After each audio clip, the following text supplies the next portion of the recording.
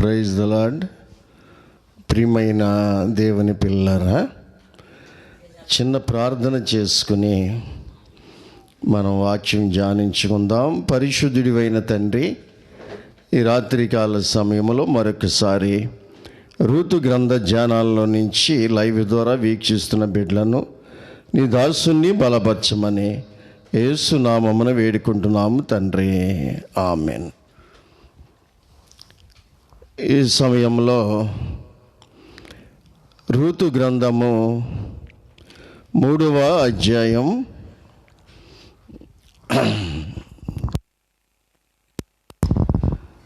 3వ అధ్యాయంలో కొద్దిగా పెంచి 3వ అధ్యాయం ఋతు గ్రంథము. రూతు బోయాజు కళ్ళములో మరి తూర్పారబట్టబడుతున్నటువంటి సందర్భంలో యావాలను తూర్పార చేయబోతున్నాడు. మరి ఈ రాత్రి నువ్వు బోయాజు దగ్గరికి, కళ్ళములో ఉన్న బోయాజు దగ్గరికి వెళ్ళమని మరి నయోమి చెప్పిన విషయాన్ని గత రాత్రి ధ్యానం చేసుకున్నాం. 3వ అధ్యాయము 7వ వచనంలో బోయాజు మనసు సంతోషించినట్లు అన్నపానములు పుచ్చుకుని లోపలికి పోయి ధాన్యపు కుప్ప యొద్ద పండుకునినప్పుడు ఆమె మెల్లగా పోయి అతని కాళ్ళ మీద ఉన్న బట్ట తీసి పండుకొనెను. బోయాజు మనసు సంతోషించినట్లు అంటున్నాడు. బోయాజు మనసు సంతోషించినట్లు. ఎందుకంటే బోయాజు ఆ రాత్రి యావాలను తూర్పారబట్టబోతున్నాడు కాబట్టి తన పొలములోని ధాన్యము కళ్ళములోనికి వచ్చింది. తన పొలములోని ధాన్యము కళ్ళములోనికి వచ్చింది. ఇది ఒక రకంగా చూస్తే సంతోషకరమైన విషయం. ఈరోజు చాలామంది వ్యవసాయాలు చేస్తారు. కొందరికి పంట దగ్గరికి వచ్చేటప్పటికి తుఫాన్లు రావడం, వరదలు రావడం, కొందరికి కోత కోసిన తర్వాత పనుల మీద ఉన్నప్పుడు వరదలు రావడం, మునకలు రావడం, 6 నెలలు కష్టపడి పండించిన పంట మన చేతికి రాకపోతే రైతుకి ఎంత బాధ అనేది వ్యవసాయం చేసే రైతుకి ఆ విషయం అర్థమవుద్ది. అలాగే దేవుని కూడా ఆయన సిలువలో కష్టపడి శ్రమపడి రక్తము కార్చి ప్రాణమును ప్రాణముగా పెట్టి సంపాదించినటువంటి ఆత్మలను, అదే రక్షించబడిన ఆత్మలు సంఘం. ఆ సంఘము మరి సిద్ధపడకపోతే, పరలోకానికి రాకపోతే యేసు ప్రభు వారికి కూడా సంతోషం ఉండదు. ఆయన మనస్సునందు సంతోషించినట్లు బోయాజు మనస్సులో సంతోషిస్తున్నాడు. ఎందుకు? తన పొలములోని పంట కళ్ళములోనికి వచ్చింది. అందుకే ఈరోజు ఈ దేవుని సంఘమన అనేటువంటి పొలములో మనం ఉన్నాం. రక్షించబడిన బిడ్డలమైన మనందరము దేవుని సంఘం అనే పొలములో మనం జీవిస్తున్నాం. ఇది ఒకరోజు మధ్యాకాశానికి వచ్చే ప్రభు దగ్గరికి చేర్చబడాలి, తర్వాత పరలోకానికి వెళ్ళాలి. దీని గురించి ప్రభువారికి చాలా ప్రణాళికలు ఉన్నాయి మన గురించి. ఒకవేళ మనకి ఆ ప్రణాళికల గురించి ఆలోచన లేకపోవచ్చు, కానీ ప్రభువారికి ఆయన రక్తము సిందించి సంపాదించిన సంఘము గురించి చాలా ప్రణాళికలు ఉన్నాయి. ఏంటి ఆ ప్రణాళికలు అంటే, ఒకసారి ఆయన మన గురించి వేసుకున్న ప్రణాళికలు మనకు అర్థమైతే ఆశ్చర్యపోతాం మనం. ఒకటి, భయంకరమైనటువంటి 7 సంవత్సరాల ఉగ్రత నుంచి ఈ భూలోకంలో ఆయన సంఘాన్ని మధ్యాకాశానికి ఆకర్షించుకుంటాడు. రెండోది, 7 సంవత్సరాలు మధ్యాకాశంలో సంఘం ప్రభు ఎదుట మరి బహుమతులను ఇస్తూ ఉంటాడు. మూడోది, సంఘాన్ని తీసుకుని భూమి మీదకి వచ్చి 1000 ఏళ్ల పరిపాలన చేస్తాడు. నాలుగోది, అంత్య తీర్పులో సంఘం సింహాసనాల మీద కూర్చుని దేవదూతలకి మరి లోకములో ఉన్నటువంటి వారికి తీర్పులు తీరుస్తారు. ఐదోది, పరలోకానికి వెళ్ళడం. ఆరోది, నూతన యెరూషలేము నుంచి భూమి మీదకి రావడం. ఏడోది, నూతన భూమి నూతన ఆకాశంలో యుగయుగాలు జీవించడం. 7 ప్రణాళికలు మన పట్ల దేవునికి ఉన్నాయి. ఇంత అద్భుతమైనటువంటి ప్రణాళిక ప్రభు ప్లాన్ చేసుకుని కూర్చుంటే ఈరోజు నీ సంఘానికి కనీసం అందులో ఏ 2 విషయాలైనా గుర్తున్నాయంటే గుర్తులేవు. కారణం ఏంటంటే బోధకులు సంఘాలకి ఈ విషయాలు చెప్పట్లేదు. ఇది లోటు ఎవరిదంటే సేవకుల లోటే కానీ సంఘ విశ్వాసులది కాదు. అందుకే చూస్తే బోయాజు మనసులో సంతోషిస్తున్నాడు అంటే పొలములోని పంట కళ్ళములోనికి వచ్చింది. ఈరోజు నెలంతా ఉద్యోగం చేసి ఒక ఉద్యోగస్తుడు ఏ రోజుని సంతోషిస్తాడంటే అతను కష్టపడిన జీతము ఆయన చేతిలోకి వచ్చినప్పుడు సంతోషిస్తాడు. ఆ నెలంతా కష్టపడింది మర్చిపోతాడు. ఒక వ్యాపారం చేసేటువంటి వ్యాపారస్తుడు కూడా అంతే. తన వ్యాపారంలో కష్టానికి తగిన ప్రతిఫలం వచ్చినప్పుడు సంతోషిస్తూ ఉంటాడు. ఒక గర్భిణీ స్త్రీ నవమాసాలు మోసి మరి బిడ్డను జన్మించిన తర్వాత తన పడిన కష్టమంతా ఆ బిడ్డను చూచి మర్చిపోతాడు. ఇక్కడ ఒక విషయాన్ని మీకు చెప్తాను. పడిన కష్టాన్ని దుఃఖాన్ని మర్చిపోవడం అంటే, ఇస్సాకు తల్లి శారా చనిపోయింది. అప్పుడు దుఃఖంలో ఉన్నాడు. తల్లి చనిపోయింది, పెళ్ళి అవ్వలేదు. ఇంకా భార్యను తీసుకురావడానికి ఎలియాజరు వెళ్ళాడు. తీసుకొచ్చిన తర్వాత రెబెకాను తీసుకెళ్ళి తన తల్లి గుడారములకు తీసుకెళ్ళి రెబెకాని పెళ్లి చేసుకున్నాడంట. ఎప్పుడైతే రెబెకాని వివాహం చేసుకున్నాడో తన దుఃఖ నివారణ జరిగను అంటాడు. ఎందుకంటే తన తల్లి చనిపోయిన బాధలో ఉన్నాడు ఇస్సాకు. తన జీవితంలో రెబెకా ప్రవేశించగానే తన తల్లి చనిపోయిన దుఃఖ నివారణ అయిపోయిందంట. రెబెకా ఇస్సాకు జీవితంలో దుఃఖం పోయి సంతోషం వచ్చిందంట. ఇస్సాకు ప్లేసులో యేసు ప్రభువారు ఆయన సిలువలో మన కోసం పడిన కష్టాలు, సిలువ శ్రమలు, ఆయన పడిన కష్టము ఎప్పుడు సంతోషం అవుద్దంటే మనము ఎత్తబడిన తర్వాత మధ్యాకాశంలో 7 సంవత్సరాలు ఆయనతో ఉన్న తర్వాత అప్పుడు ఆయనకి ఆ సంతోషం ఇస్సాకు లేకని సంతోషిస్తాడు. అందుకే పొలములోని పంట కళ్ళములోనికి వచ్చినందుకు బోయాజుకి సంతోషం. ఈ రోజున కూడా అదే. రక్షించబడినటువంటి బిడ్డలు సేవకులమైన మేము కూడా వాళ్ళు ఆత్మీయంగా జీవిస్తూ ఉంటే మేమెంతో సంతోషిస్తూ ఉంటాం. వాళ్ళు ఒకవేళ ఆత్మీయంగా జీవించకుండా వేషధారణగా జీవిస్తే చాలా దుఃఖపడవలసిన పరిస్థితి. ఎందుకంటే వాళ్ళకే ప్రయోజనం ఉండదు, రేపు మాకు కూడా ప్రభు ఎదుట సరైన ప్రయోజనం ఉండదు. ఈరోజుని కాన్వెంట్లు మరి కాలేజీలు పరీక్షలు అయిన తర్వాత మాకు ఇన్ని ర్యాంకులు వచ్చినాయి, ఇంత స్టేట్ ఫస్ట్ వచ్చింది మా కాలేజీ, స్టేట్ ఫస్ట్ వచ్చింది మా కాన్వెంట్ అని ఎందుకు చెప్పుకుంటారంటే ఆ స్టూడెంట్స్ వారు చదువుకున్న దాన్ని బట్టి పరీక్షల్లో ఉత్తీర్ణత అయిన దాన్ని బట్టి వాళ్ళ సంస్థలకి పేరు వస్తుంది. రేపు మళ్ళీ కొత్తగా ఓపెన్ చేసినప్పుడు స్కూళ్ళు, కాలేజీలు, కాన్వెంట్లు అనేకులు వారు చెప్పేటువంటి స్టోర్స్ను బాగుంది అని వాళ్ళు అనేకులు పరిగెత్తి వస్తారు. అలాగే మనము కూడా అలాగే సంఘములో ఆత్మీయ బిడ్డలు ఫలిస్తున్నప్పుడు సంతోషించే పరిస్థితి ఉంటుంది.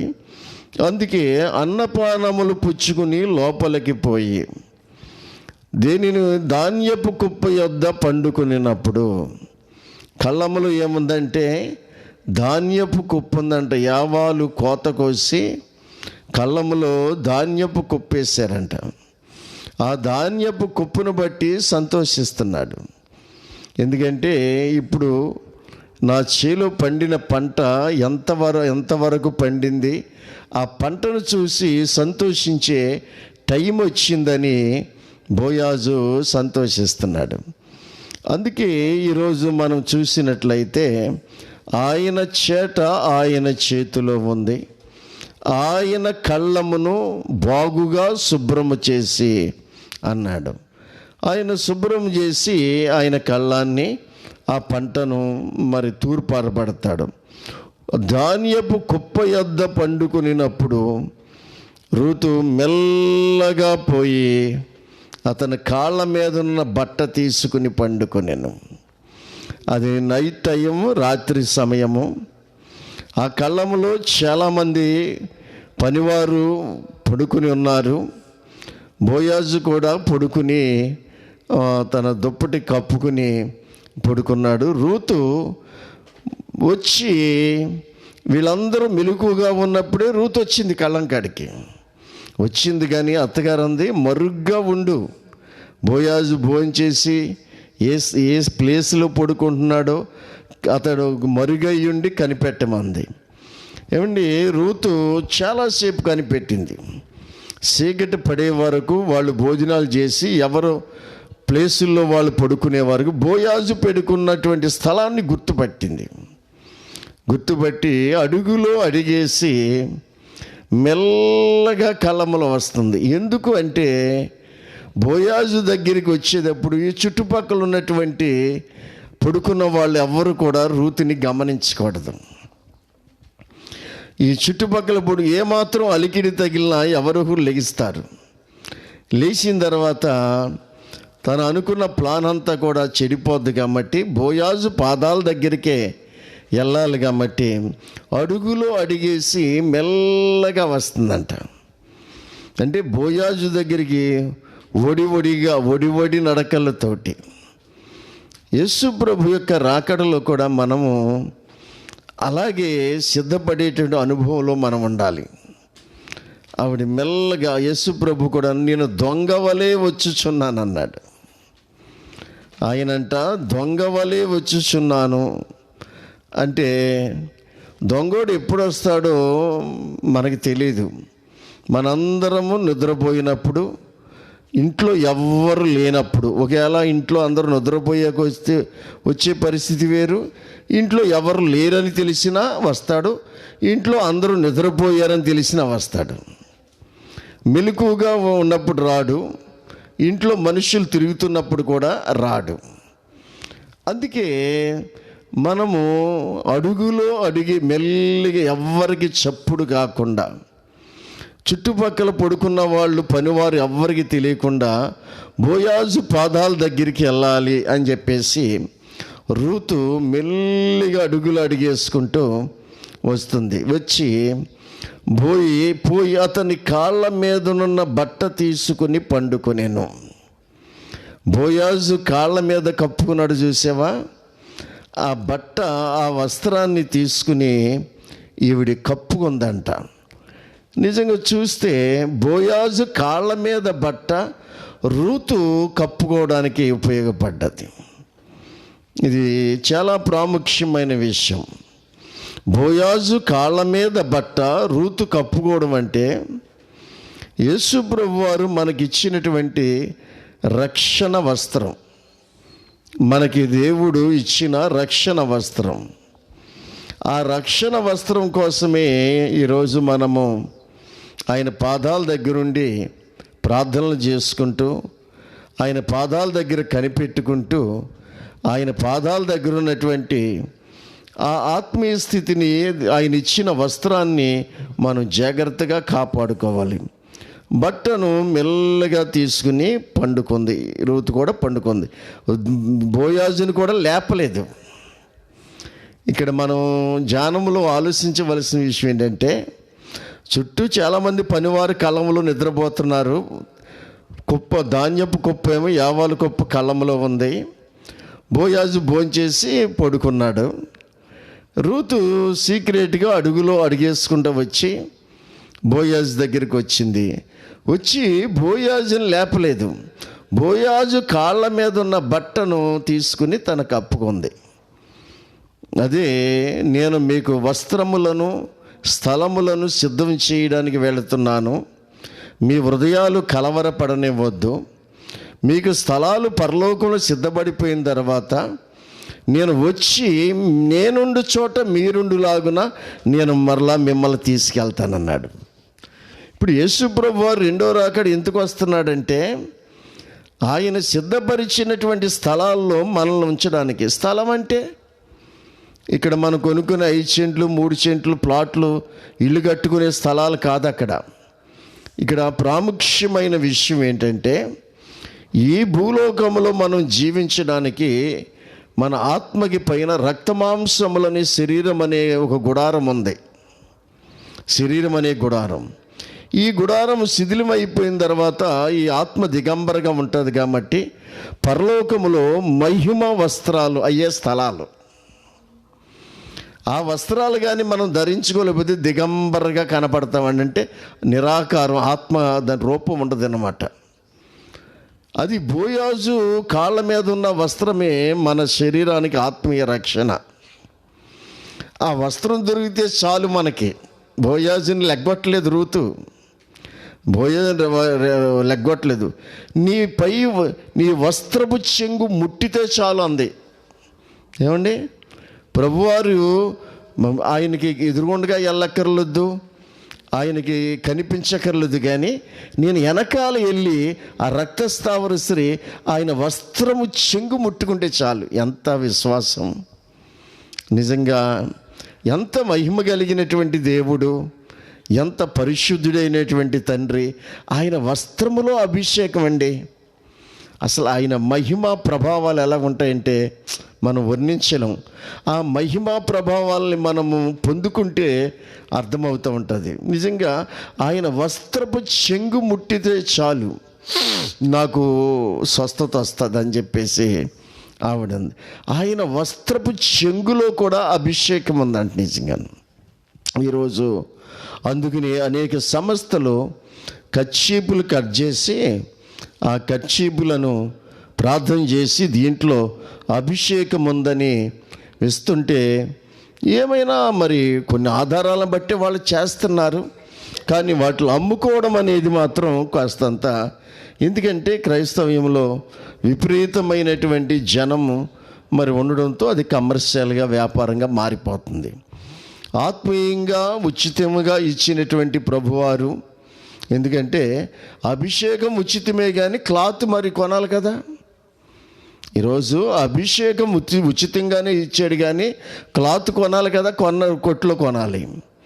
నూనె ఏమంటే అభిషేకం నూనెలో ఉన్న అభిషేకం ఉచితమే కానీ మరి కొంతమంది దైవజనులు ఇజ్రాయేల్ దేశం నుంచి ఒలీవల ఆయిల్ తీసుకొస్తున్నారు, తేలిగ్గా అమ్మేసుకుంటున్నారు అని మనం విమర్శించేస్తున్నాం. కానీ ఇజ్రాయేల్ దేశం నుంచి ఒలీవ ఆయిల్లో స్వస్థత, ఔషధ గుణం ఉంది. మన దేశంలో కొబ్బరి నువ్వుని కాకుండా ఇజ్రాయేల్ దేశంలో ఒలీవల ఆయిల్ అంటే ఔషధ గుణం ఉంది. దానికి స్వస్థపరిచే గుణం దేవుడిచ్చాడు. ఎందుకు ఒలీవల ఆయిల్లోను. మరి అక్కడి నుంచి తెప్పించడం అంటే మరి ఎంత ఖర్చు అవుతుంది? ఒకసారి ఆలోచిస్తే మనం ఏం ఆలోచించాం, అవి అమ్మేసుకుంటున్నారు ఈ అమ్మేసుకుంటున్నారు అని తేలిక నోటుకు వచ్చినట్టు మనం మాట్లాడతాం. కానీ అదేం ఆలోచించాం. అది విమానం మీద తేవాలి, మరి ఎంత ఖర్చు అవుతుంది? ఇక్కడికి వచ్చాక ఒక మంచి బాటిల్లో పోస్తున్నారు, ఆ బాటిల్ లేబుల్ తయారు చేస్తున్నారు, ఆ ప్రింటింగ్కి బాటిల్కి ఇజ్రాయెల్ తెచ్చిన దానికి. ఎందుకంటే ఆ దేశంలో ఒలీవల నూనెకి ఔషధ గుణం ఉంది కాబట్టి ప్రార్థన చేస్తే ఈ అభిషేకము ఇంకా దాన్ని జరుగుద్దని ఇలాగ చేస్తున్నటువంటి సందర్భం. అభిషేకములో ఉచితమే కానీ నూనె ఉచితంగా రాలేదు కదా, బాటిల్ ఉచితంగా రాలేదు కదా, బాటిల్ మీద లేబుల్ ఉచితంగా రాలేదు కదా. ఇలాగా కొన్ని విషయాలు మరి జరుగుతున్నటువంటి విపరీతమైనటువంటి ప్రజలు ఉన్నటువంటి సహవాసాల్లో ఇటువంటి జరుగుతున్నటువంటి సందర్భాలు మనకి కనిపిస్తూ ఉంటాయి. ఆయన వస్త్రపు చెంగులో ఏముందంటే స్వస్థత ఉంది, ఆయన వస్త్రపు చెంగులో.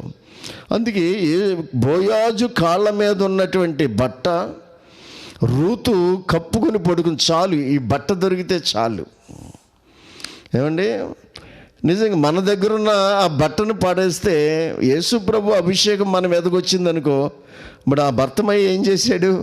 ఆ రోడ్డు పక్కన కూర్చుని గుడ్డోడు అడుక్కుంటున్నాడు. ఆడుకుంటుంటే వెళ్ళేవాళ్ళు వచ్చేవాళ్ళు డబ్బులు వేస్తున్నారు. ఈలోట యేసు ప్రభు వారు ఆ రోడ్డు అంతా వెళ్తున్నాడు. ఆయన ఎక్కడికి వెళ్ళినా ఎలా ఉంటుంది? పెళ్ళిళ్ళు ఇలాగ ఉంటుంది. పెళ్ళి ఇల్లు ఎలాగుంటుందో అలాగుంటుంది పెండ్లి ఇల్లు అన్నమాట. నిజంగా చూసినట్లయితే పెండ్లి ఇల్లు చాలా హడావిడిగా ఉంటుంది. వచ్చేవాళ్ళు వెళ్ళేవాళ్ళు కొత్త వస్త్రాలు, ఇంటికి రంగులు వేసుకోవడం, కబుర్లు చెప్పుకోవడం, చక్కగా పెండ్లి ఇండ్లు చాలా హడావిడిగా ఉంటుంది, హుషారుగా సంతోషంగా జరుగుతూ ఉంటుంది. యేసుప్రభు వెళ్ళే ప్రతి చోట కూడా అలాగే ఉంటుంది. ఆయన పెండ్లి కుమారుడు అంటే యేసుప్రభు వారు పెళ్లి కుమారుడు అంటే సాదృశ్యం చెప్పాడు. అంటే పెళ్ళి అవ్వలేదు, ఇంకా పెళ్ళి అయిపోతే పెళ్లి కుమారుడు అనరు. పెళ్ళి అవ్వలేదు కాబట్టి మరి ఆయన ఉన్నప్పుడు అలా ఉండేదంట. వెళ్తుంటే జనం వెళ్తున్నారు, ఈ భర్తమయ్యి ఆ సప్పుడిని ఎవరు వెళ్తున్నారంటే నజరేయుడైన యేసు వెళ్తున్నాడు అన్నాడు. కళ్ళు గుడ్డోడు పాపం కేకలేస్తున్నాడు, యేసు అని కేకలేస్తున్నాడు.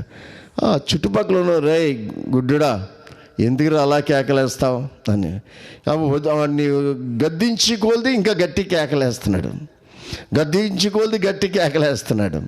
అప్పుడు యేసు ప్రభు వారు విని వెనక్కి తిరిగి అతన్ని పిలవని తీసుకురండి అన్నాడు. వచ్చాడు.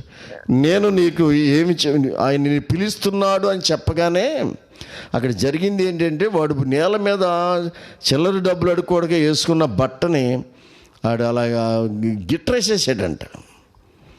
ఇప్పుడు నేల మీద రోడ్డు మీద వేసుకుని చిల్లర డబ్బులు ఏదో బట్ట మీద వేస్తూ ఉంటారంట.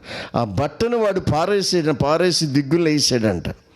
ఎందుకంటే ఆయన ఆగాడు, రమ్మని పిలిచాడంటే ఇంక ఈ బట్ట ఎందుకు నాకు? చిల్లర డబ్బులు ఏరుకునే బట్ట, ఈ చిల్లర డబ్బులు అడుక్కునే భిక్షం ఇంక నేనెందుకు? యాచన అడుక్కోవడం నాకెందుకు అని చెప్పి మన ఆ మురికి బట్ట అది చాలా మురికి అయిపోయి ఉంటుంది. అది ఎక్కడ వేస్తాడంటే రోడ్డు మీద వేస్తూ ఉంటాడు. ఎక్కడ దిక్కిన పడేది డబ్బులు వేసేది కదా, మురికి బూడిద అయిపోయి ఉంటుంది, కంపు వస్తూ ఉంటుంది, అందులో డబ్బులు తీసుకుంటూ ఉంటాడు. యేసు పిలవడంతో ఈ బట్టని వాడు గిట్రేసేసాడు. మన జీవితాల్లో కూడా ప్రభు యొక్క అభిషేకం, ఆయన పిలుపు, ఆయన నిలబడి ఉన్నాడంటే మనం కూడా మురికిగా ఉన్న బట్టలు ఏయో బయటికి గిట్రేసేయాలి. అంటే మనం వేసుకునే బట్టలు కాదు, మనం ధరించే కాదు, మన హృదయంలో ఉన్నటువంటి కొన్ని మురికి క్రియలు అన్నమాట. వాటిని గిట్రేయగానే వాడు వెంటనే కళ్ళు వచ్చింది. అంటే ఆ అభిషేకం ప్రభు నాకు ఇచ్చాడు కాబట్టి ఈ బట్ట నాకొద్దు, మురికి బట్ట నాకొద్దు, నా యేసయ్య నూతన అభిషేకం ఇస్తాడు అనే ఒక ఉద్దేశంతో అక్కడ మనం ఆ పాఠం నేర్చుకోవచ్చు. అందుకే రూతు ఇంత కళ్ళలో కనిపెట్టి గంటల తరబడి చూచి, అతను భోంచేసేదాకా చూసి, అతను ఎక్కడ పడుకున్నాడో చూచి, చీకటి అడిగిన తర్వాత వచ్చి కనీసం బోయేదని లెగ్గొట్టకుండా మెల్లిగా ఒడి అంటే పానుపు గదిలోకి పెళ్లి కూతురు ఆ పానుపు టైంలో పాలు తీసుకుని పెళ్లి కుమారుడి దగ్గరికి ఎలాగ బిడియంతో సిగ్గుపడతా వస్తుందో రూతు బోయాజ్ దగ్గరికి అలాగొచ్చింది. అంటే ఇక్కడ ఒక విషయం, వివాహం అన్ని విషయముల్లోనూ ఘనమైనది అన్నాడు.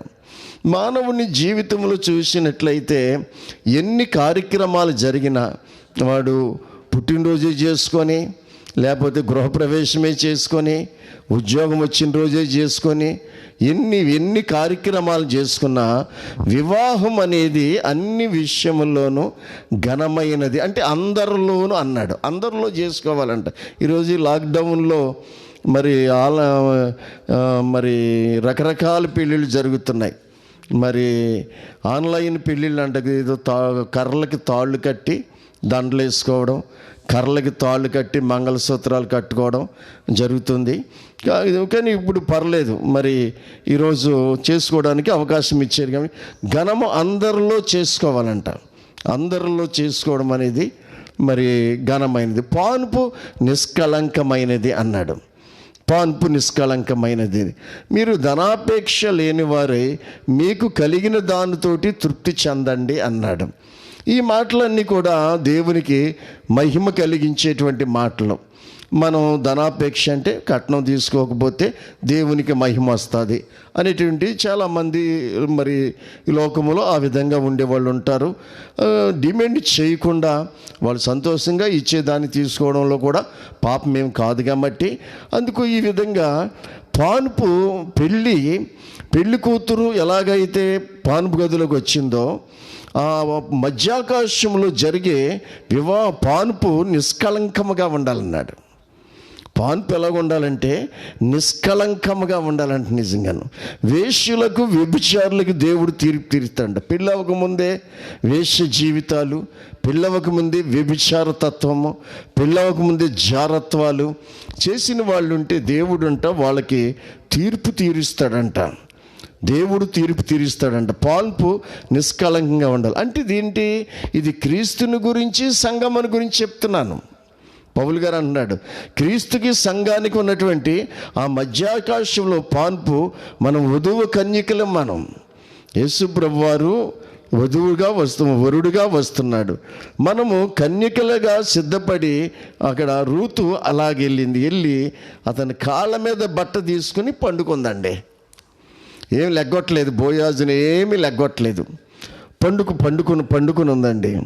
పండుకుంటే మధ్యరాత్రి అందు అతడు ఉలిక్కిపడి కాళ్ళు సాపుకొని ఉంటాడు. కాళ్ళకాడ తగలగానే ఏంటి నా పక్కనే కాళ్ళకాడ ఏం తగిలిందని గబిక్కిని ఎవరైనా ఉలిక్కిపడతాడు. ఉలిక్కిపడేటప్పటికి తిరిగి చూచినప్పుడు ఒక స్త్రీ అతని కాళ్ళ యొద్ద పండుకొని ఉండేను. ఏమండి, బోయాజు నిద్రపోయిన తర్వాత రూతు వెళ్ళి సైలెంట్గా పడుకుంది, కాళ్ళ దగ్గర పడుకుంది. ఎప్పుడు మనము ప్రభు కాళ్ళ దగ్గరే ఉండాలి, ప్రభు పాదసేవే చేయాలి. ప్రభు పాదసేవ చేయడం ద్వారా మనం ప్రార్థన చేసినా ఏది చేసినా ప్రభు పాదాల దగ్గరే మనం చేయాలి. ఆ స్త్రీ ఉంది, ప్రభు పాదాల దగ్గరే కదా కూర్చుంది. అతడు పిలిచాడు కానీ భోజనానికి నీళ్ళు ఇవ్వలేదు. కానీ ఆ స్త్రీ, పాపాత్మురైన స్త్రీ, కన్నీళ్లతోటి ప్రభు పాదాలకు అడిగింది. అతడు పిలిచాడు కానీ భోజనానికి టవల్ ఇవ్వలేదు ప్రభు కాళ్ళు తుడుచుకోవడానికి. ఆవిడ తల వెంట్రుకలతోటి ప్రభు పాదాలని కడిగింది. అతడు పిలిచాడు కానీ ఎదురెళ్ళి ముద్దు పెట్టుకోలేదు. ఆయన పాదాలను ముద్దు పెట్టుకోవడం మానలేదన్నాడు. ఏమండి, వాళ్ళు యూదులు సెంట్ రాస్తారు, ఆవిడ కన్నీళ్లతోటి ఆయన పాదాలు తడిపిందంట. అంతా పాదసేవ చేసుకుంటూ వచ్చింది. అందుకే మనం ఎప్పుడు కూడా ఆ పరిశుద్ధిని పాదాల దగ్గర, ప్రభువా నీ పాదాల దగ్గర, నీ పక్కన కాదు, నీ కూర్చున్న సింహాసనం మీద కాదు, కానీ నీ పాదాల దగ్గర ఉండే భాగ్యం మహిమ తగ్గించుకుని మన యోగ్యత అంతా, మన జీవితం అంతా ఆ మహిమ కలిగిన దేవుణ్ణి. అందుకే ఉలిక్కిపడి చూసేటప్పటికి పాదాల కాడ ఉంది. ఏమంటే ఉలిక్కిపడి ఒక స్త్రీ అతని పాదాల దగ్గర ఉండేను. ఉలిక్కిపడి అంటే రెప్పపాట్లో ఇక్కడ తప్పనిసరిగా ఈ సబ్జెక్టుని మనం చూడవలసిందే. ఉలిక్కిపడి అనేటువంటిది రెప్పపాటులో జరిగేటువంటి కార్యం అన్నమాట. మనకి అద్భుతమైనటువంటి కార్యం ఏంటంటే, ఇక్కడ దెస్సలోనికీయులు రాసిన పత్రిక 4:14 వచనంలో 15వ వచనంలో, మేము ప్రభువు మాటను బట్టి మీతో చెప్పినది ఏమనగా, సేవకులు చెప్పినా సువార్తికులు చెప్పినా ఈరోజు ఎవరు ప్రభువు మాటను బట్టి, చూసారా దైవజనుడు ఎలా చెప్తున్నాడు? ప్రభువు మాకు చెప్పాడు, ప్రభు మాకు చెప్పింది ఏమేమి చెప్తున్నాం కానీ వేరే ఒకటి చెప్పట్లేదు. ఇది ప్రాముఖ్యమైన విషయం. వాక్యాన్ని కలిపి చెరపకూడదు, మన నోటుకు అడ్డం వచ్చినట్టుగా మాట్లాడకూడదు. ప్రభు ఏది చెప్పాడో దాంట్లో నుంచి పరిశుద్ధాత్ముడు తీసుకుని మనం మాట్లాడేలాగా ఉండాలి. కానీ మనము అందుకనే ప్రభు మాటను బట్టి మీతో చెప్పినది ఏమనగా, ప్రభు రాకడ వరకు సజీవులమై నిలిచుండు మనము. ఇప్పుడు చాలామంది రక్షించబడి 2000 సంవత్సరాలు బట్టి ప్రభు రక్తంలో కడగబడి పరిశుద్ధాత్మను పొంది పరిశుద్ధులుగా జీవించి 70, 80 సంవత్సరాలు 100 సంవత్సరాలు బతికినటువంటి దైవజనులు ఉన్నారు. వాళ్ళంతా వెళ్ళిపోయారు. వాళ్ళ ఆత్మలన్నీ ఎక్కడున్నాయంటే పరదేశంలో ఉన్నాయి. ఇప్పుడు వాళ్ళ ఆత్మలన్నీ పరదేశంలో మరి చెప్పనాశక్యమైన ఆనందంతో ఉన్నాయి, అక్కడ వెళ్ళిపోయారు. మరి సజీవులమై నిలిచుండు మనము నిద్రించిన వారికంటే ముందుగా ఆయన సన్నిధి చేరము. ఇక్కడ మనము గమనించవలసినటువంటి విషయం ఏంటంటే, ముందుగా ఆయన సన్నిధి చేరము అన్నాడు. ఇప్పుడు ఆర్భాటముతోనూ ప్రధాన దూతతోనూ పరలోకములో తండ్రి అంటాడంట, కుమారుడా వెళ్ళి నీ సంఘాన్ని తెచ్చుకో అని చెప్పగానే ఆ గడియ, ఆ దినము, ఆ రోజు, ఆ సంవత్సరంలో ఎప్పుడైనా ఎవరికి తెలుసండి? పరలోకంలో దేవదూతలకి ఎవరికి తెలియదు, భూలోకములో ఏ మనుష్యుడికి తెలియదు, ఆఖరికి యేసు ప్రభువారు కూడా తెలియదు. ఎవరికి తెలుసంటే తండ్రి స్వాధీనములో ఉంది ఆ దినము, ఆ గడియ. క్రైస్తవ చరిత్రలో ఇదే ప్రాముఖ్యమైనటువంటి ఘట్టం. సంఘం ఎత్తబడ్డాదంటే ఈ ప్రపంచం చాలా మార్పులు చేర్పులు, భయంకర శోధనలకు గురైపోతారు. ఆ రోజు ప్రభు దగ్గర ఉంది, అదే దానికి తండ్రి దగ్గర ఉంది. ఇశ్రాయేలు శిష్యులు అడిగారు, ప్రభువా ఈ కాలంలో ఇశ్రాయేలుకి మరలా రాజ్యం ఇస్తావా? రోమన్స్ పరిపాలన చేస్తున్నారు కదా మన దేశాన్ని, మళ్ళీ వీళ్ళకి స్వతంత్రం ఇస్తామంటే మన భారతదేశాన్ని బ్రిటిష్ వాళ్ళు పరిపాలన చేసినప్పుడు మనకి స్వతంత్రం ఎలాగొచ్చిందో, ఇజ్రాయేల్కి మనకి ఒక సంవత్సరమే తేడా. ఒక సంవత్సరంలోనే మనకు ముందు వచ్చింది, తర్వాత వాళ్ళకి ముందు వచ్చింది, తర్వాత మనకు వచ్చింది. ఒక సంవత్సరం తేడా మొత్తం మీద. మరి ఇజ్రాయేలీలకి మళ్ళీ స్వతంత్రం ఇస్తావా అని శిష్యులు అడిగారు. అసలు అది ఏం మాట? అసలు ఈ పరిపాలించేది రోమన్స్ పరిపాలిస్తున్నారు ఇజ్రాయేల్ని. ప్రభుని అడుగు, ఈయనేమో ఒక బోధకుడు, సపోజ్ చెప్పుకుందాం, ఈయనేమో బోధకుడు, ఒక మత బోధకుడు అనుకుంటారు లోకం. ఆయన శిష్యులు ఉన్నారు. అసలు శిష్యులు రాజకీయపరమైన మాట అడుగుతున్నారంటే, ఇజ్రాయేల్కి స్వతంత్రం ఇస్తామంటే అసలు ఆయన్ని బోధకుడిగా ఆలోచించలేదు, దేవాది దేవుని కుమారుడిగా. ఈ దేశాన్ని ఎవరు పరిపాలించాలో, ఈ రాజ్యాన్ని ఎప్పుడు ఎవరు పరిపాలించాలో ఈయన చేతిలోనే ఉంది అని విశ్వసించారు. ఈరోజు నిజంగా మన భారతదేశమే కాదు, ప్రపంచ భవిష్యత్తు మన ప్రభు చేతిలో ఉంది. ప్రపంచ భవిష్యత్తు మన ప్రభు చేతిలో ఉంది. ఈరోజు కరోనా వచ్చిందంటే కంగారు పడక్కర్లేదు. మనం కరోనా వచ్చిందంటే మన తండ్రి చిత్తము లేకుండా భూలోకములో ఏమీ జరగదు. ఏమండి, అధికారులు లాక్డౌన్ చేశారని ఇప్పుడు అనుకోవద్దు, పైనుంచే అధికారం వస్తుంది. అధికారులకి అధికారి అయిన ప్రభువే అధికారులకి ఆజ్ఞాపిస్తాడు. ఆజ్ఞాపించగానే వాళ్ళు మళ్ళీ అధికారం పైనుంచే రావాలి. మళ్ళీ లాక్డౌన్ ఓపెన్ తీసేయి అని చెప్పేసి అంటే ప్రభువారు పైనుంచి ఇవ్వాలి. ఇప్పుడు క్రైస్తవ్యంలో మనము ఈ నిరీక్షణ కలిగి ఉండాలి. వాడేం చేసేస్తాడో, ఈడేం చేసేస్తాడో, రేపు ఏమైపోతుందో అలా కాదు. దేవుని నా పట్ల నా ప్రభు ప్రణాళిక ఎలాగుంది అనే ఉద్దేశం మనకు కలిగి ఉండాలి. అందుకే చూసినట్లయితే శిష్యులు అడిగారు, స్వతంత్రం ఎప్పుడు వస్తుందంటే, అవి తెలుసుకొనుట మీ పని కాదు, కాలాలు సమయాలు తండ్రి స్వాధీనంలో ఉన్నాయి. రాజకీయాలు తెలుసుకోవడం మీ పని కాదు, కాలాలు ఏ కాలంలో ఎవరిని నియమించాలో, ఏ సమయంలో ఏం చెయ్యాలో. ఏమండి, ఈ సమయం ఎలాగ ఉన్నాం? ఈ సమయం ఇలాగ దేవుని కృపను బట్టి ఆయన సన్నిధిలో ఉండి, నిజంగా ఈ లాక్డౌన్ ఈ 3 నెలలు కూడా మరి మా కుటుంబానికి అయితే దేవుని సన్నిధిని అనుభవిస్తూ రోజుకి 4 సార్లు దేవుని సన్నిధిలో ఉండి ఎలా గడిచిపోయిందో, ప్రతి మే నెల కూడా ఉస్సు ఉంటూ ఉండేవాళ్ళం. కానీ ఈ మే నెలలో అయితే నిజంగా దేవుని కృప అన్నమాట. నిజంగా కాలాలు సమయాలు ఈ విధంగా. మరి 2 సంవత్సరాల క్రితం అయితే అక్కడ 8 నెలల బెడ్లో ఉన్నాను. ఈ మే నెలలో కూడా సికింద్రాబాద్లో మరి రైల్వే హాస్పిటల్లో ఉన్నాను. ఇదిగో ఈరోజు ఇక్కడ ఉన్నాం. ఈ విధంగా కాలాలు సమయాలు తండ్రి స్వాధీనం. ఏ కాలంలో మనం ఏం చేయాలో, ఏ సమయంలో మనం ఏం చేయాలనేది ఆయన చేతిలో ఉంది. కాబట్టి అవి తెలుసుకోవడం మీ పని కాదు అన్నాడు. అందుకే ప్రియులను గమనించండి, తండ్రి స్వాధీనములో ఉంది. ఏది? యేసు ప్రభు మధ్యాకాశానికి ఎప్పుడు రావాలో, సంఘం ఎప్పుడు ఎత్తబడాలో తండ్రి చేతిలో ఉంది. ఇప్పుడు యేసు ప్రభు వారు తండ్రి మాట కోసం ఎదురు చూస్తున్నాడంట. కుమారుడా, వెళ్ళి నీ సంఘాన్ని తెచ్చుకో అంటే సమీపమనే గవని దగ్గర ఆయన నిలబడి ఉన్నాడు. అంతే, కాలు తీసి మధ్యాకాశంలో పెట్టాడంటే ఇదిగో స్టార్ట్ ఆర్భాటముతో. అదిగో పరలోకంలో ఆర్భాటం. పెళ్ళికి ముందు ఏం జరుగుద్దంటే ఆర్భాటం. అసలు అంత ఆర్భాటం. దాన్ని మనోళ్ళు పెద్ద పెద్ద సౌండ్ పార్టీ అంటారనమాట. పరలోకంలో దేవదూతలంట ఆర్భాటం. ఎందుకంటే అసలు ఆయన ఎందుకోసమైతే కష్టపడ్డాడో, ఎందుకోసమైతే శ్రమలు పడ్డాడో, ఎందుకోసమైతే రక్తం కార్చాడు, ఎందుకోసం సిలువెక్కాడో, ఎందుకోసం మహిమా ప్రభావాలను తగ్గించుకుని మట్టి మనుషుల మధ్యకు వచ్చి ఉమ్ము వేయించుకున్నాడో, ఎందుకోసం మనుషుల చేత ఆయన చిత్రహింసలు అనుభవించాడో, ఆ రోజు కోసమే, వివాహం అనే ఘనమైన రోజు కోసమే ఆర్భాటముతోనూ ప్రధాన దూత శబ్దముతోనూ. ఇక్కడ గమనించాలి, మొదట ఆర్భాటం మొత్తం పరలోకమంతా గొప్ప ఆర్భాటం. ఒక దైవజనుడు అంటున్నాడు, పరలోకం దేవదూతలు అంట తెల్లని టానులు తీసుకుని, దారాలేమో బంగారపు దారాలంట. దారాలు తెల్లగా ఉంటాయి కదా, కాదు, బంగారంతో ఉన్నాయంట దారాలు.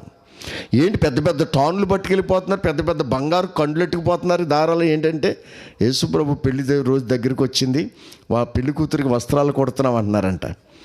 ఆ బంగారపు కండ్లతోటి బంగారపు దారాలనంట. ఆ మహిమ కలిగినటువంటి వస్త్రాలు, టాన్లు అసలు సిరికన్ను సత్తు కంటే దగదగదలాడిపోయేటువంటి అంత మహిమ కలిగినవి అంట. అంత ఆర్భాటం పెళ్ళికి అక్కడ సిద్ధమవుతుంది. రెండోది ప్రధాన దూత శబ్దం. గమనించాలి, ప్రధాన దూత శబ్దం అన్నాడు.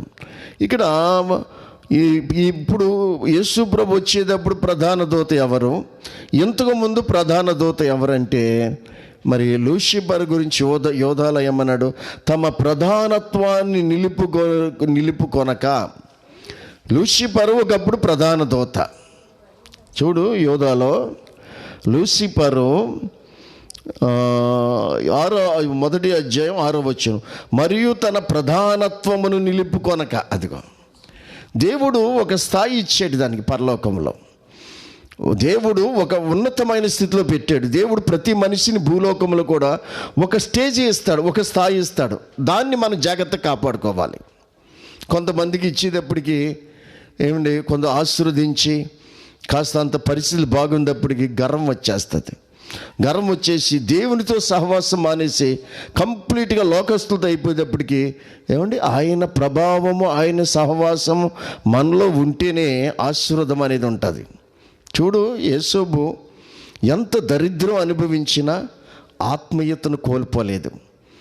అన్నగారులు గుంటలో పడేసిన, అన్నగారులు కొట్టినా, ఏమండి సంతలో పశువును అమ్మినట్టు అమ్మేసిన, పొతిబారు కొనికెళ్ళి ఇంట్లో పెట్టినా, ఎక్కడ అడుగు పెట్టినప్పటికీ కూడా ఇతను బానిసగానే ఉన్నాడు. కానీ ఇతను అడుగుపెట్టిన కాడల్లా ఆశీర్వాదమే. అందుకే పౌలు అంటాడు, మేము దరిద్రులమైనను అనేకులకు ఐశ్వర్యం కలగజేస్తున్నాం. క్రైస్తవంలో ఉన్నటువంటి గొప్ప విషయం అది. మేము దరిద్రులమే కానీ అనేకులకు ఐశ్వర్యం కలగజేస్తున్నాం. ఎందుకు? మా ప్రార్థనల ద్వారా మేము దరిద్రులుగా ఉంటాం, కానీ మా వాక్యం విని విశ్వాసులైన బిడ్డలు ఐశ్వర్యవంతులు అవ్వాలి. మేము దరిద్రులమైనను అనేకులను ఐశ్వర్యవంతులుగా చేస్తున్నామంటాడు. ఇది నిజమైనటువంటి క్రైస్తవ్యంలో ఉన్న మాట ఏంటంటే, నిజమైన సేవకుడు ప్రభువా నా బిడ్డలను దీవించు, నా బిడ్డలను ఆశీర్వదించు, వ్యాపారాలు దీవించు, ఉద్యోగాలు దీవించు, వాళ్ళు ఐశ్వర్యవంతులుగా ఉంటేనే కదా మరి నా బిడ్డలు అని చెప్పేసి, మేము దరిద్రులమైన కానీ అనేకులను ఐశ్వర్యవంతులుగా చేస్తున్నాం అంటాడు. నిజంగా చూసినట్లయితే అది గొప్ప సంగతి అన్నమాట. కొంతమందికి దేవుడు ఇస్తాడు ఓ టైం, ప్రతి మనిషికి ఒక టైం ఇస్తాడు. ఆ టైంని గుర్తుపట్టి ఇంకా ఒదుగుంటే, అందే రాజశేఖర్ గారు అన్న ఒక మాట అన్నాడు, ఎంత ఎదుగుతామో అంత ఒదుగుండాలన్నాడు. ఎంత ఎదుగుతామో అంత ఒదుగుండాలి అని చెప్పేసి ఒక సూత్రాన్ని ఆయన చెప్పాడు. ఆ బైబిల్ ఏం చెప్తుందంటే, తన్ను తాను తగ్గించుకున్నవాడు దేవుని దృష్టికి హెచ్చిస్తాడు అని చెప్పేసి అన్నాడు. మనం ఎప్పుడు కూడా తగ్గించుకుని దేవుడు హెచ్చించే స్వభావం. అందుకే చూస్తే ప్రతి మనకి దేవదూత లూసిఫర్కి ఒక ప్రధానత్వాన్ని ఇచ్చాడు. ఎంత ప్రధానత్వాన్ని ఇచ్చాడంటే, దేవదూతలందరూ కూడా అసూయపడేంత ప్రధాన అగ్ని, మండుతున్న అగ్ని రాళ్ళల్లో నడిచేదంట. దేవుని సింహాసనం చుట్టూన్న అగ్ని రాళ్ళలో నడిచేదంట. ఏమంటే పిల్లల గ్రోవులు ఊదేరంట, అభిషేకిస్తూ ఉంటే లూసిఫర్ని అభిషేకించాడంట, ఊదేవారంట. ఆవిడ పాట స్వరమెత్తి పాట పాడితే 1116 స్వరాలు పలికాయంట. అండి తేజో నక్షత్రం అన్న చాలా అందమైనటువంటిదంట దూత. నిజంగాను ఒకప్పుడు అది అందుకని ఇక్కడ ఏమన్నాడంటే, తన ప్రధానత్వాన్ని నిలబెట్టుకోవాలి. అది సంపాదించడం గొప్ప సంగతి కాదు, వచ్చిన దాన్ని నిలబెట్టుకోవడం అనేది గొప్ప సంగతి అంటారు. నిజంగా చాలామందిని సంపాదిస్తాం సంవత్సరాలు పడుతుంది కానీ పోగొట్టుకోవడానికి అంతే. సంపాదించడం సంవత్సరాలు పడుతుంది కానీ పోగొట్టుకోవడం గంటల్లోనే మనం సర్వనాశనం అయిపోవచ్చు. నాకు తెలుసు, చిన్నప్పుడు బచ్చాల ఆటలో నెంబర్ 1 నేను. ఏకంగా ఇన్ని బచ్చాలు నా ఇంట్లో అందరి దగ్గర కొట్టేసేవాడిని నేను. గోళీలాటలో నెంబర్ 1, ఇన్ని గోళీలు ఉండి మా ఇంట్లోను. అది ఒక నైటు బొమ్మ బొరిసి ఆటలు ఆడేవారు. ఏమండి ఆ నైట్ టైంలో మొత్తం కట్టలు కోటీశ్వరులు లాస్ అయినట్టుగా బచ్చాలన్నీ పట్టుకెళ్ళి పోగొట్టేసేవాడిని. ఒక గంటలో పోయి నిద్రట్టిది కాదు. అంటే ఓన్లీ బచ్చాలకి ఇలా ఉంటే కోటీశ్వర్లు సంపాదించి ప్యాకెట్లకు వెళ్ళినప్పుడు అలాగే నాశనం అయిపోయినటువంటి వాళ్ళు కూడా ఉంటారు. సంపాదించడం సంవత్సరాలు పడుతుంది కానీ పోగొట్టుకోవడానికి కొన్ని గంటలే. మంచి పేరు తెచ్చుకోవడానికి కూడా చాలా టైం పడుతుంది కానీ చెడ్డ పేరు తెచ్చుకోవడానికి ఒక క్షణం పట్టదనమాట నిజంగాను. అందుకు బుక్కాయివాని తైలములో చచ్చిన ఈగ పడితే కంపు కొడద్దు అన్నాడు. బుక్కాయివాని తైలం ఏంటి? స్మెల్ చక్కగా వస్తుంది, సువాసన. బుక్కాయివాడు వెళ్తూ ఉంటే చక్కని సువాసన వస్తూ ఉండేదంట. ఆ తైలములో అంటే అత్తరులో చచ్చిన ఈగలు పడ్డాయనుకో కంపు కొడతాయంట. అంటే మన ఆత్మీయ జీవితంలో దేవునికి మనుషులకి పరిమళపు తైలం ఉండే మన జీవితంలో చచ్చిన ఈగలు లాంటివి ఏమైనా ఉన్నాయేమో.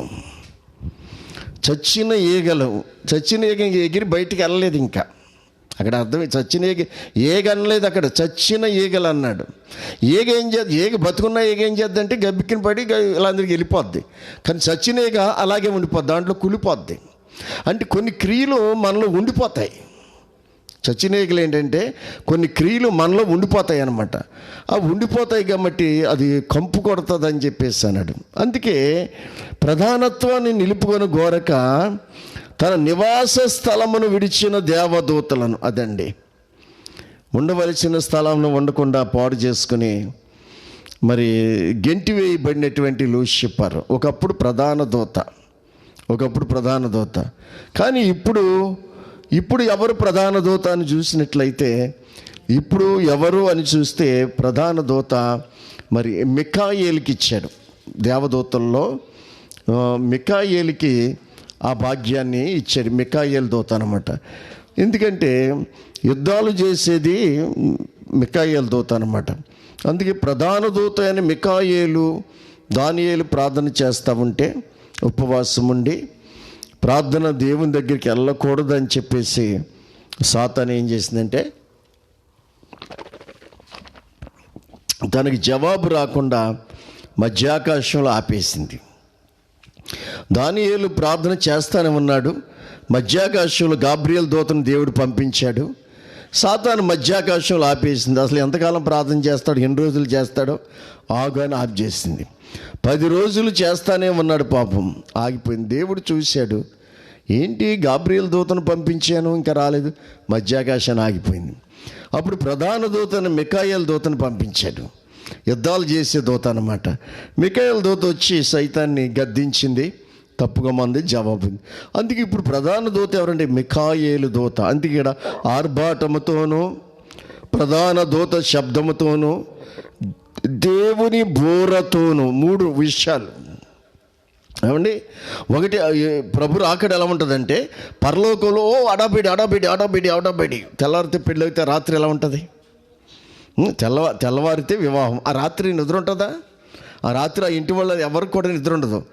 అంత పరలోకంలో కూడా అంత అడాబడి జరుగుతున్నప్పుడు ప్రధాన దూత ప్రధాన దూత మిఖాయేలు వచ్చి రెడీగా ఉండండి సైన్య సమూహాలందరూ కూడాను.